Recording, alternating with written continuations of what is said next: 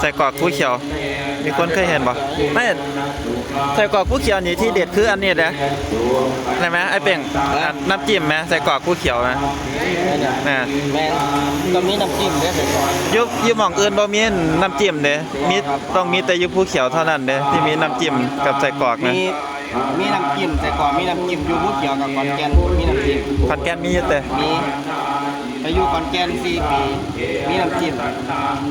เพราะว่าขายจะแรก เราแบบออริจินอลเลยใช้ปรุงแค่กรอบไม่มีน้ำจิ้มนะคะ ถ้าทางโซนในเมืองบ่มีน้ำจิ้ม ผมไปกินอยู่ใส่กับบ่มีน้ำจิ้มจากหม่องดอกมีแต่อยู่บ้านเฮาน่ะมีน้ำจิ้ม ใส่ครับบ่มีนะ มีอยู่บ้านเฮาน่ะใส่กรอก อยู่ผู้เกี่ยว มีน้ำจิ้ม มีน้ำจิ้มเลยในจอมด้วยบ่มี มี มีเจ้า อยู่เป็นหลังเจ้า มีเจ้าที่ขายอยู่หน้าโลตัสน่ะอันนั้นเพิ่นมีอยู่ อันนั้นอันนั้นเจ้าเก่าเจ้าลูกใส่กรอบสีชมพูเลยก็จะมาขายในงานน่ะแล้วก็